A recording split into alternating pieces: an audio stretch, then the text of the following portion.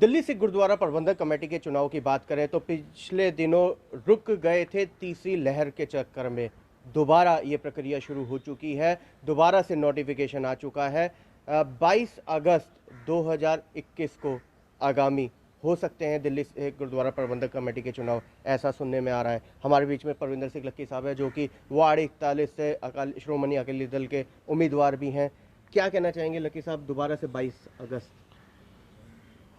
वाहिगुरु जी का खालसा, वाहिगुरु जी की फतेह। मैं इसमें सारी प्रक्रिया जो है सरकार के हाथ में थी जी और सरकार के हाथ में होते हुए जो दूसरे दलों ने भी इसको रुकवाने की पूरी कोशिश करी, जी।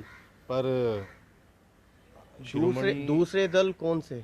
यही जो जिनको अपनी हार सामने देख रहे थे वो लोग हैं, अपना सरना पार्टी और जीके ग्रुप, जिन्होंने कई तरीके के कारण लगा के इसको आगे करवाने के लिए, वो टालने के लिए दिल्ली सरकार के पास जाते रहे। और अरविंद केजरीवाल की सरकार ने भी उसको कोई ठीक तरीके से एलजी के सामने पेश नहीं किया। पर जब हमारी पार्टी ने कोर्ट में जाके इसको लिया तो कोर्ट ने संज्ञान लिया, उनसे पूछा तो उनको मजबूरन ये जो है 22 तारीख तक इलेक्शन करवाने का जो है वो निर्णय लेना पड़ा। मतलब दिन 22 तारीख है या 22 तारीख तक हो सकते हैं? जो कोर्ट में उन्होंने ये कहा है कि 22 तारीख तक हम सारी प्रक्रिया पूरी करके 25 तारीख तक 26 तारीख तक रिजल्ट देके 31 अगस्त तक सारी प्रक्रिया पूरी कर लेंगे।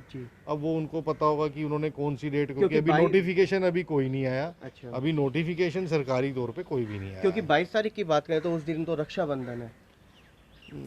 देखिए, भारत बहुत विशाल देश है और इसमें कई धर्मों के लोग रहते हैं और सभी अपने अपने त्यौहार मनाते रहते हैं, तो रोज़ ही कोई ना कोई त्यौहार तो चलता रहता है। पर अगर सरकार का निर्णय है तो सारी चीज़ें उन्होंने भी देखी समझी होंगी, जो उनको उचित लगा वो करा। जो हम तो सरकार के निर्णय का स्वागत करते हैं, उन्होंने ये डिसीजन लिया, जब भी रखेंगे हम चुनाव का सामना करेंगे और संगत के बीच में जाएंगे। 22 का चुनाव और 25 की मतगणना। जी बिल्कुल, अभी तक तो ये आया है कि 22 का चुनाव और 25 की मतगणना, हम उसी हिसाब से तैयारी कर रहे हैं। पहले ही तैयारी करी हुई है, संगत के सामने गए हुए हैं, संगत जानती है।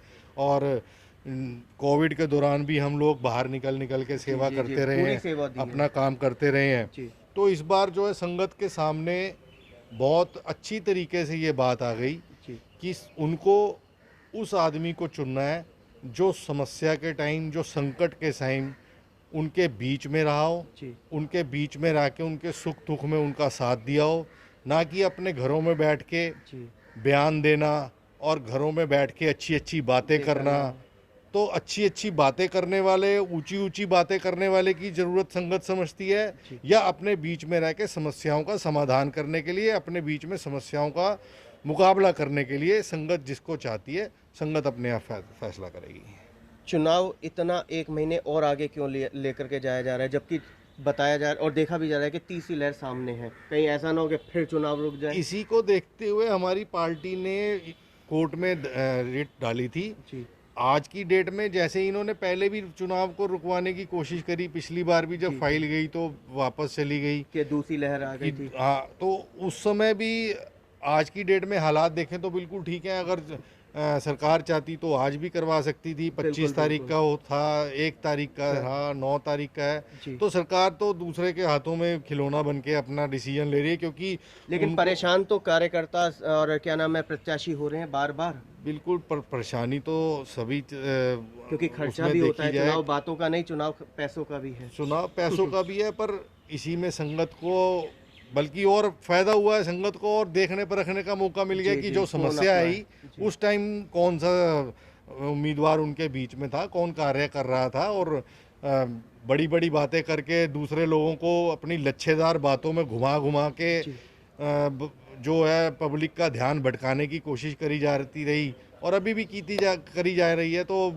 संगत सब जानती है कि बातों से कार्य चलते हैं या काम से कार्य चलते हैं। उम्मीदवार परविंदर सिंह लक्की साहब की बात करें तो कोरोना काल जब दूसरी लहर थी, जब घर से कोई बाहर नहीं निकल रहा था, इन्होंने एम्बुलेंस सेवा की भी सेवा दी संगत को, खाने पीने की जिसको जो ज़रूरत का सामान था वो भी प्रोवाइड कराया। ऑक्सीजन की मारामारी चल रही थी सबसे ज़्यादा, तो ऑक्सीजन देने का भी इन्होंने काम करा।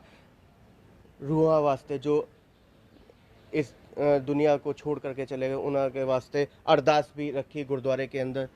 क्या कहना चाहेंगे ये सब चीज़ों को देखते हुए?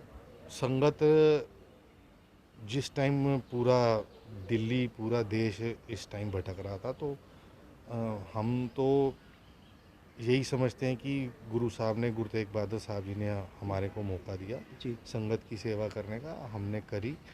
और जिथे तक अरदास समागम रखने का सवाल है, जी क्योंकि बहुत सारे लोकी साडे अपने भी जी और साडे अपनिਆਂ ਦੇ अपने भी, जी कई साडे माँ प्यो लोगों जी ਦੇ, जी साडे बुजुर्ग, कई विचारे नौजवान भी ऐसे भी नौजवान भी, जी ਕਈ ਘਰਾਂ ਦੇ ਵਿਚਕਾਰ ਬਹੁਤ ਸਾਰੀ ਜਾਨਾਂ ਇਸ ਟਾਈਮ ਦੇ ਵਿਚਕਾਰ ਗਈਆਂ।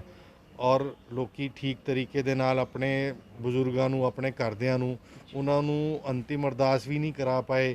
ਔਰ ਉਹਨਾਂ ਦੇ ਜਿਹੜਾ ਸ਼ੋਕ ਹੈਗਾ, ਜਿਹੜੇ ਸਾਰੀ ਅਸੀਂ ਇਕੱਠੇ ਰਲ ਕੇ ਮਨਾਉਂਦੇ ਆ ਜੀ ਕਿ ਕਿਸੇ ਬੰਦੇ ਦੇ ਵਿਚਕਾਰ ਘਰ ਕੋਈ ਅਗਰ ਕਿਸੇ ਦੀ ਡੈਥ ਹੋ ਜਾਂਦੀ ਹੈ ਤੇ ਸਾਰੇ ਬੰਦੇ ਉਹਨੂੰ ਹੌਸਲਾ ਦੇਣ ਵਾਸਤੇ ਆਉਂਦੇ ਤੇ ਨਹੀਂ ਹੋ ਪਾਇਆ। ਇਸ ਕਾਰਨ ਇਸ ਨੂੰ ਦੇਖਦੇ ਹੋਏ ਅਸੀਂ ਬਹੁਤ ਆਪਣੇ ਵਾਰਡ ਦੇ ਵਿਚਕਾਰ ਅਰਦਾਸ ਸਮਾਗਮ ਰੱਖਿਆ ਔਰ ਸਾਰੇ ਘਰਾਂ ਦੇ ਵਿੱਚ ਅਸੀਂ ਜਾ ਜਾ ਕੇ ਬੇਨਤੀ ਕੀਤੀ, ਅਰਦਾਸ ਕੀਤੀ ਔਰ ਲੋਕਾਂ ਨੇ ਸਾਨੂੰ ਬਹੁਤ ਪਿਆਰ ਦਿੱਤਾ, ਬਹੁਤ ਸਤਿਕਾਰ ਦਿੱਤਾ ਔਰ ਸਾਡੇ ਪ੍ਰੋਗਰਾਮ ਦੇ ਵਿਚਕਾਰ ਸ਼ਾਮਿਲ ਹੋਏ। ਅਸੀਂ ਪੂਰੇ ਵਾਰਡ ਦੇ ਵਿਚਕਾਰ ਇਹ ਸਮਾਗਮ ਕਰਾ ਕੇ ਆਪਣੇ ਪੂਰੇ ਵਾਰਡ ਦੀ ਇਕੱਤਰਤਾ ਔਰ ਵਾਰਡ ਦੀ ਜਿਹੜੀ ਸਮੂਹਿਕ ਏਕਤਾ ਹੈਗਾ ਉਹਨੂੰ ਦਿਖਾਉਣ ਦਾ ਕੋਸ਼ਿਸ਼ ਕੀਤੀ ਕਿ ਬਈ ਅਸੀਂ ਸਾਰੇ ਵਾਰਡ ਦੇ ਸਾਰੇ ਕੁਝ ਕਿਸੇ ਵੀ ਬੰਦੇ ਨੂੰ ਅਸੀਂ ਅਲੱਗ ਨਹੀਂ ਦੇਖਦੇ, ਚਾਹੇ ਉਹ ਕਿਸੇ ਵੀ ਤਰੀਕੇ ਦੇ ਨਾਲ ਕਿੱਥੇ ਵੀ ਖੜਾ ਹੋਏ, ਅਸੀਂ ਸਭ ਦੇ ਨਾਲ ਹੈਗੇ ਹਾਂ ਔਰ ਸਭ ਦੇ ਦੁੱਖ ਦੇ ਵਿਚਕਾਰ ਅਸੀਂ ਖੜੇ ਹਾਂ ਔਰ ਉਹਨਾਂ ਦੇ ਕਿਸੇ ਵੀ ਕੰਮ ਦੇ ਵਿਚਕਾਰ ਅਸੀਂ ਮੋਢੇ ਤੋਂ ਮੋਢਾ ਮਿਲਾ ਕੇ ਉਹਨਾਂ ਦੇ ਵਾਸਤੇ ਖੜੇ ਰਵਾਂਗੇ। विपक्ष की बात करें तो विपक्ष का सीधा सीधा ये कहना है कि ये जो सारे कार्यक्रम आपने किए वो केवल और केवल चुनावी राजनीति को देखते हुए करे, क्योंकि चुनाव थे, चुनाव लड़ना है।